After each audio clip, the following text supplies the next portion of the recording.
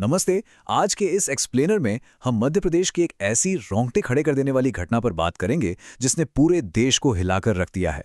एक आदमी ने अपनी पत्नी की हत्या कर दी और अपने ही 2 साल के बच्चे को जंगल में मरने के लिए छोड़ दिया। उसके बाद जो रेस्क्यू ऑपरेशन चला वो सच में अविश्वसनीय है। तो चलिए बिना किसी देरी के शुरू करते हैं। जरा इस खौफनाक सच्चाई के बारे में सोचिए। मध्य प्रदेश के रायसेन और विदिशा जिलों का घना जंगल, घुप अंधेरी रात और वहां 1-2 साल का बच्चा, बिल्कुल अकेला। एक ऐसी जगह है जहां जंगली जानवरों का खतरा हर पल बना रहता है, वहां एक इतना छोटा और बेबस बच्चा आखिर पहुंचा कैसे? ये कोई आम मामला नहीं था। स्थानीय पुलिस और प्रशासन के लिए अचानक से एक करो या मरो वाली स्थिति बन गई थी। वक्त रेत की तरह मुट्ठी से फिसलता जा रहा था और यह महज एक गुमशुदगी की रिपोर्ट नहीं, बल्कि एक मासूम की जिंदगी और मौत के बीच की सीधी जंग थी। भाग 1, घातक छलावा और मौत का रास्ता। इस खौफनाक सिलसिले की शुरुआत कैसे हुई? पुलिस अधीक्षक रोहित काशवानी ने जो बताया वो काफी हैरान करने वाला है। आरोपी पिता, जिसका नाम राजेंद्र अहिरवार है, उसने अपनी पत्नी ज्योति और अपने ही बेटे को एक झूठी कहानी में फंसाया। उसने कहा कि वो उन्हें नया मोबाइल दिलाने बेगमगंज ले जा रहा है। हिमोतिया गांव से निकलते वक्त ये बस एक आम सी फैमिली शॉपिंग ट्रिप लग रही थी, है ना? लेकिन वो बेगमगंज नहीं गए। वादे के बिल्कुल उलट राजेंद्र ने अचानक रास्ता बदल दिया और उन्हें सीधे हैदरगढ़ के गहरे, सुनसान और बेहद खतरनाक जंगलों की तरफ ले गया। और यहीं से इस पूरी दुखद घटना की असली शुरुआत हुई।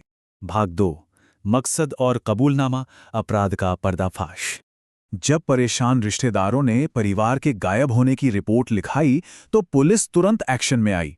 और जब उन्होंने राजेंद्र को पकड़कर पूछताछ की तो जो मकसद सामने आया वो सच में दिल दहला देने वाला था। उसने कबूल किया कि अपनी पत्नी के चरित्र पर उसे बहुत ज्यादा शक था और इसी शक के अंधेपन में आकर उसने जंगल में एक भारी पत्थर से अपनी ही पत्नी का सिर कुचलकर उसकी हत्या कर दी। जुर्म तो उसने मान लिया, लेकिन सबसे क्रिटिकल बात जो उसने पुलिस को बताई वो ये थी कि उसने अपने 2 साल के बेटे को उस खौफनाक अंधेरे जंगल में ठीक किस जगह पर अकेला छोड़ा था। ये सुनते ही प्रशासन ने तुरंत उस पर हत्या और सबूत मिटाने के कड़े आरोप दर्ज कर लिए। भाग 3, 10 घंटे की तलाश और समय के खिलाफ एक बहुत बड़ी दौड़। अब जरा इमेजिन कीजिए, रात का वक्त और जंगली जानवरों से भरा जंगल।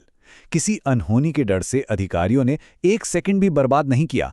इस रेस्क्यू के लिए 1 या 2 नहीं, बल्कि पूरे 12 अलग-अलग पुलिस स्टेशंस की फोर्स को तुरंत मौके पर बुला लिया गया। ये नंबर अपने आप में ये बताने के लिए काफी है कि सिचुएशन कितनी ज्यादा सीरियस थी। इस घने अंधेरे और खतरनाक इलाके का चप्पा चप्पा छान मारने के लिए हर मुमकिन टूल का इस्तेमाल किया गया। पावरफुल टॉर्च, आसमान से निगरानी रखने के लिए ड्रोन्स और सुराग ढूंढने के लिए डॉग स्क्वाड, सब कुछ इस मिशन में झोंक दिया गया था। और ये सर्च ऑपरेशन पूरे 10 घंटों तक चला। 10 लंबे और दर्दनाक घंटे। पूरी रात ये डेडिकेटेड रेस्क्यू टीम्स बिना रुके उस खतरनाक जंगल को खंगालती रहीं।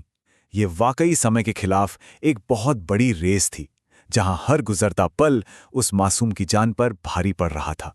भाग 4, रेस्क्यू और परिणाम, जंगल में एक नई सुबह। फिर हुआ सवेरा और आखिरकार ये मेहनत रंग लाई। वो छोटा सा बच्चा झाड़ियों के पास सुरक्षित मिल गया। हाँ, वो बहुत ज्यादा डरा हुआ था, भूख और प्यास से काफी कमजोर भी हो चुका था, लेकिन सबसे राहत की बात ये थी कि वो जिंदा था। रेस्क्यू टीम ने फौरन उसे पानी पिलाया और सीधे हॉस्पिटल पहुंचाया ताकि उसे वो क्रिटिकल मेडिकल केयर मिल सके जिसकी उसे सख्त जरूरत थी। अब अगर हम इस पूरी रात को मुड़कर देखें तो हमारे सामने 2 बिल्कुल अलग तस्वीरें उभर कर आती हैं। एक तरफ शक की बुनियाद पर घरेलू हिंसा और एक भयानक मर्डर जिसने एक परिवार को हमेशा के लिए खत्म कर दिया। वहीं दूसरी तरफ एक मासूम की जान बचाने के लिए हमारी लॉ एनफोर्समेंट और समाज का वो इनक्रेडिबल जान की बाजी लगा देने वाला प्रयास। तो ये पूरा मामला हमें एक बहुत ही गहरे और झकझोर देने वाले सवाल के साथ छोड़ जाता है। आखिर कोई इंसान शक में आकर इस जानलेवा हद तक कैसे गिर सकता है? और एक समाज के रूप में बहुत देर होने से पहले हम इन वार्निंग साइंस को कैसे पहचान सकते हैं? यही इस एक्सप्लेनर का सबसे बड़ा टेक अवे है कि हमें सतर्क रहना होगा और समय रहते कदम उठाना होगा। इस अहम मुद्दे पर हमारे साथ जुड़ने के लिए आपका बहुत बहुत शुक्रिया।